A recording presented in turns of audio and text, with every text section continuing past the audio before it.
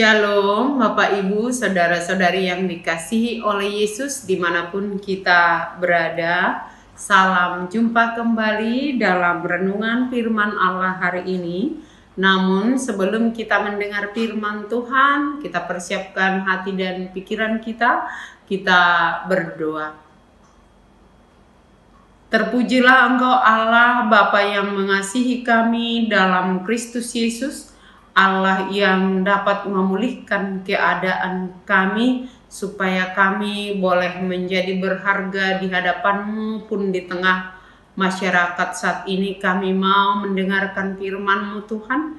Berfirmanlah dan kuasailah hati dan pikiran kami agar kami boleh sungguh-sungguh mendengarkan firman-Mu dan melakukannya dalam hidup sehari-hari. Amin. Firman Allah yang menjadi renungan kita hari ini, Selasa 5 Agustus 2025, diambil dari kitab Yesaya pasal 62 ayat 2. Demikian firman Tuhan.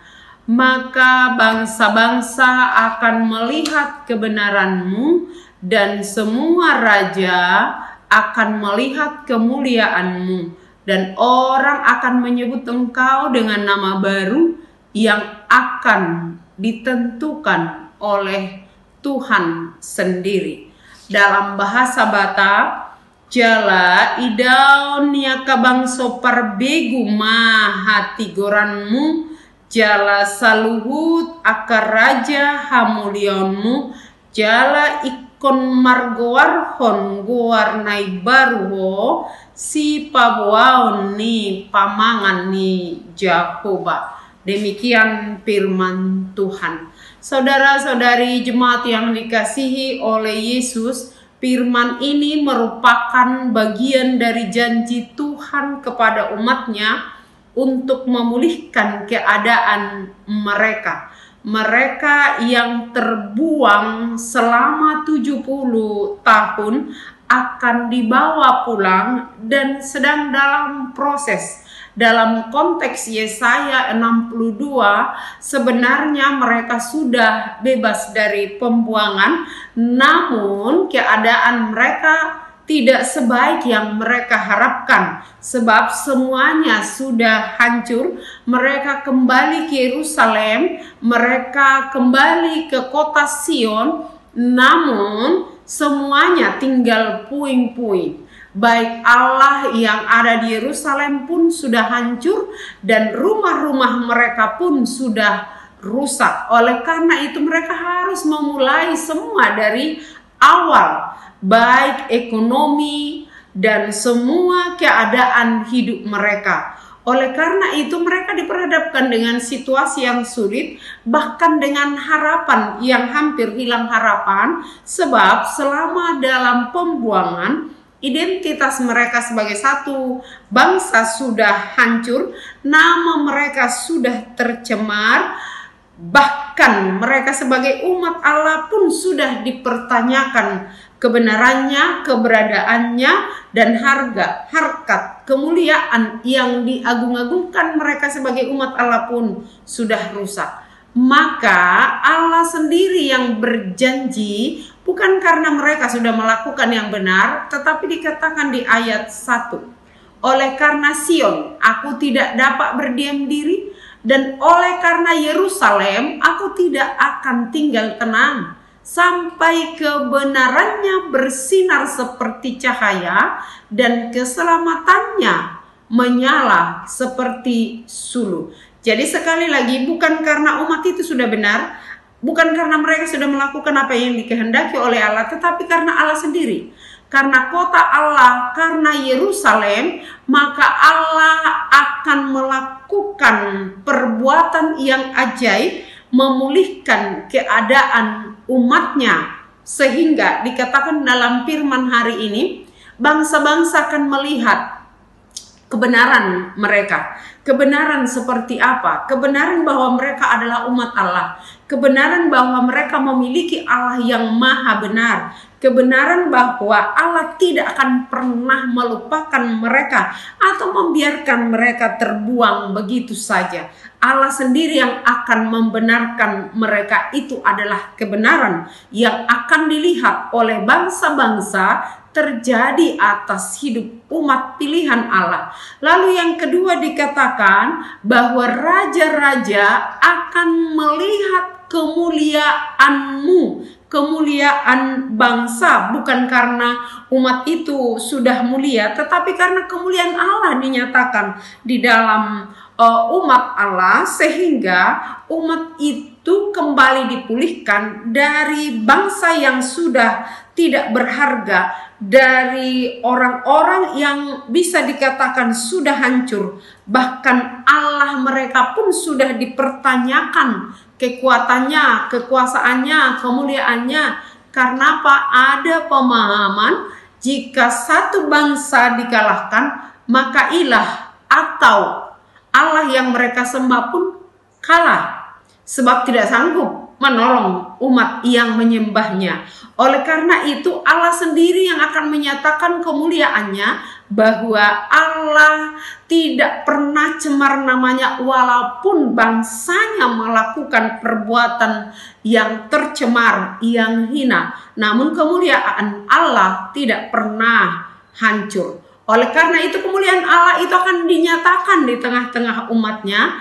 Dan yang ketiga, bukan hanya kemuliaan, bukan hanya kebenaran Allah dinyatakan, bahkan Allah akan memberi nama, dan bangsa-bangsa dikatakan orang akan menyebut engkau dengan nama baru. Bukan lagi bangsa yang terbuang, bukan lagi nama tawanan, tetapi nama yang ditentukan oleh Tuhan sendiri.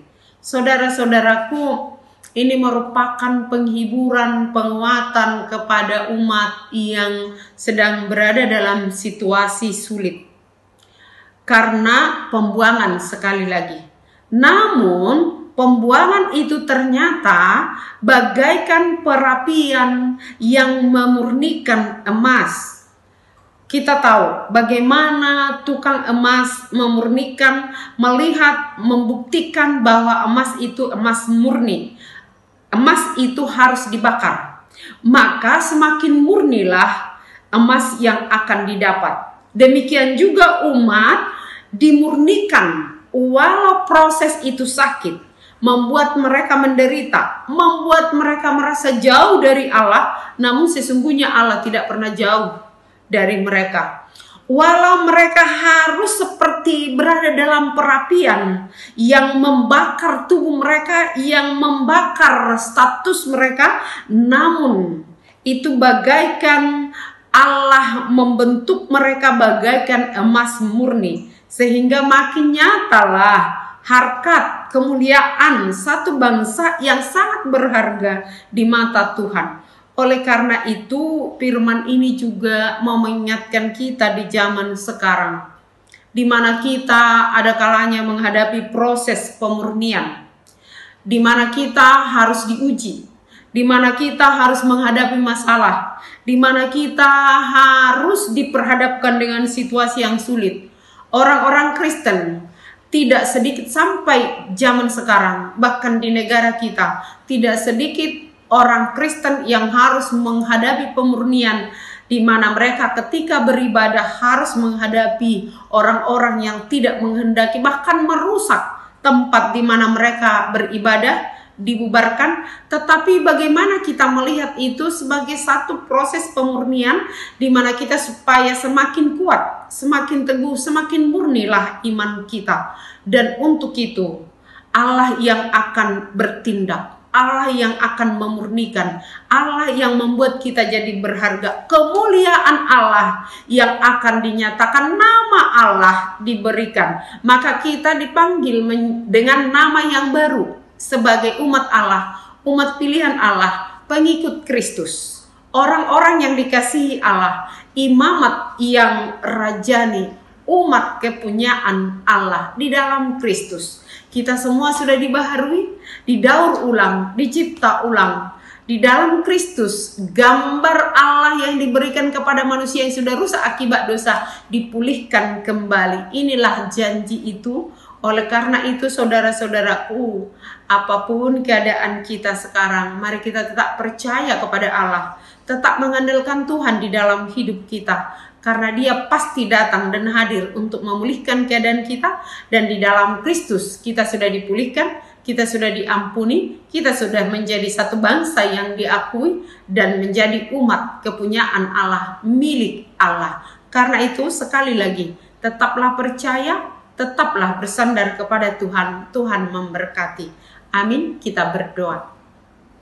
Kembali kami bersyukur kepadamu Tuhan, sebab Engkau Allah yang telah menyatakan kuasa-Mu, kasih-Mu, pemulihan-Mu di dalam Kristus kepada kami orang-orang berdosa. Kami bersyukur atas semua kebaikan-Mu, atas kuasa-Mu. Di tengah-tengah zaman yang serba sulit kami pahami, Kau tetap hadir Tuhan. Maka berikan kami hikmat pengertian untuk dapat memahami rancangan-Mu di dalam hidup kami. Sekalipun itu sulit, tetapi bagi Tuhan tidak ada yang sulit, tidak ada yang mustahil bagi-Mu.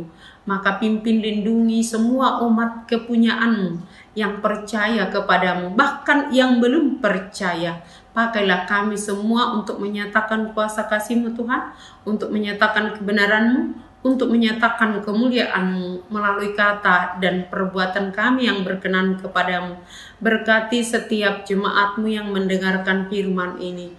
Kalau ada yang sedang lemah tubuh, terbaring di tempat tidur ataupun di rumah sakit, Tuhan yang memulihkan keadaannya, Tuhan yang memberikan kesehatan. Kalau ada yang berduka yang mendengarkan firman-Mu ini, Tuhan yang menguatkan, menghibur. Sebagaimana Tuhan menghibur dan menguatkan umat-Mu yang baru terbuang. Tuhan yang baik, kami serahkan semuanya ke tangan-Mu, pun bangsa, negara, masyarakat di sekitar kami. Tuhan yang memberkati, Tuhan yang memulihkan keadaan yang rusak. Terima kasih Tuhan, ampuni kami atas segala kekurangan kami, dan sempurnakan doa kami di dalam doa yang Tuhan ajarkan.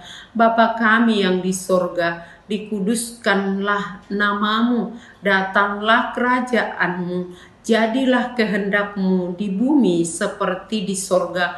Berikanlah kami pada hari ini makanan kami yang secukupnya, dan ampunilah kami akan kesalahan kami, seperti kami telah mengampuni orang yang bersalah kepada kami. Dan janganlah membawa kami ke dalam pencobaan, tetapi lepaskanlah kami daripada yang jahat.